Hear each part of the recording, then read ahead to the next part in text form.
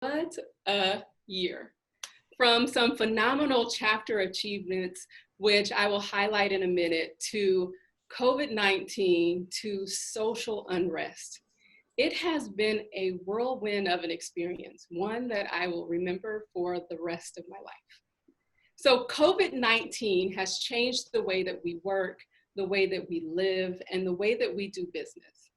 In a time where the team could have gone dormant, we instead rose to the occasion.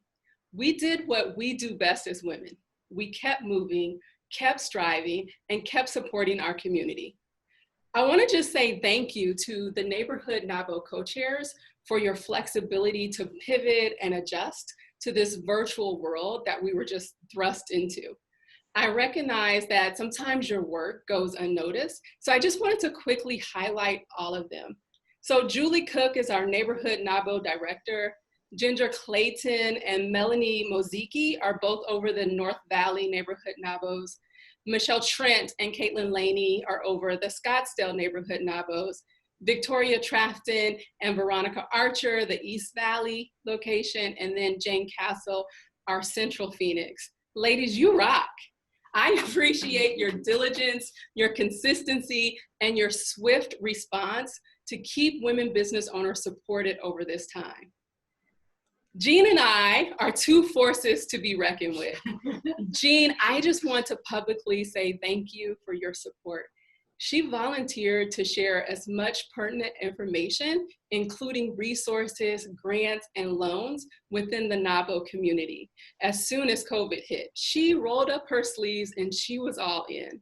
So between the two of us, we began to tag team and join calls with state legislators and local community affiliates to build the relationship and the rapport to position NAWBO as that go-to resource and to ensure that women business owners had a seat and a voice at the table. In the past year, NAWBO Phoenix hosted an average of 5 events per month, totaling about 60 events per year. We've increased diversity in our chapter and even our board diversity. We are walking into a new year with 4 women of color on the board. The Red Affair was a high energy fashion show that brought together 8 women fashion designers in the valleys whose models rocked the runway. It was super exciting. And then we launched our inaugural Women with Vision conference in March, which really helped to reposition the NAWBO brand in the Phoenix marketplace. The event brought together 90 attendees that included state legislators, the mayor of Phoenix, vice mayor of Paradise Valley, and women business owners to begin addressing some of those barriers that impact women business owners statewide. We are conducting our first Desert Diamonds Awards event, which was a last minute pivot. So thank each and every single one of you for your patience and your a willingness and ability to adjust to this rising number of COVID-19 numbers in the Valley. So I recognize that the next part of my speech might be a little bit uncomfortable, and it may not be easy for some of you to hear. However, I don't want to gloss over the fact that we are currently going through a season of unrest. First, let me remind everyone that social issues impact everyone. And when we choose to be silent, we are ultimately agreeing that it is acceptable for people to be treated poorly. Martin Luther King Jr. said, "Injustice anywhere is a threat to justice everywhere." And one of NAWBO's 4 pillars is to advocate for women business owners despite race, religion, or preference. So NAWBO was formed because women's voices were not heard. The national efforts are for the rights of all women business owners. And I want to remind everyone that gender and race equalities are social issues, just as much as they are political. And we need to ensure that systems are changed to make sure that every woman business owner has an equal voice and an equal opportunity as they scale and grow their business. I would be remiss not to bring my own experience to your attention. So as president of NAWBO Phoenix, I thought some of the opposition that I had experienced on the front end would be curtailed. It did not.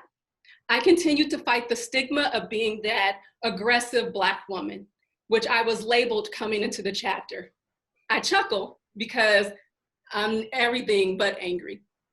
Many times I was asked for my credentials when my white counterparts were not.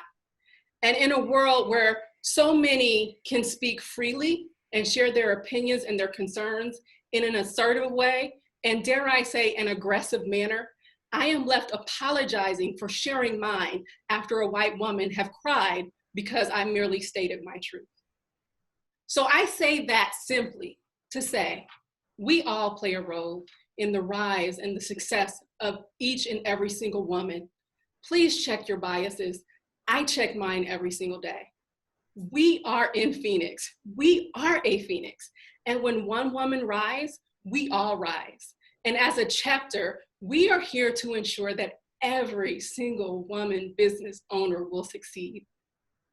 Did you know that nationally, African American women business owners make an average of $24,000 annually, where our white counterparts make $198,000, according to the State of Women-Owned Business Report for 2019 put out by American Express. When was the last time you recommended a woman of color to your counterparts who are looking to hire? We have to start here. We have to start in our own chapter. We have to be cognizant of our own biases to ensure that women of color who come into the chapter feel supported and are not met with stigmas and are not left voiceless when someone does not like what they say. I know this is not easy, and I know that some of you are thinking this might not be the platform, but if not now, then when? Jean said something to me last week that I'll never forget. She said, Angela, when I resist something, I run towards it to gain understanding.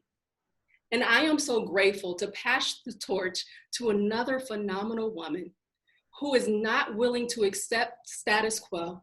Jean, I look forward to supporting you and the chapter this year, and I appreciate the opportunity to serve this chapter, its members, and build new friendships. As I shared in my opening speech last year, your presence makes a difference. Continue to show up.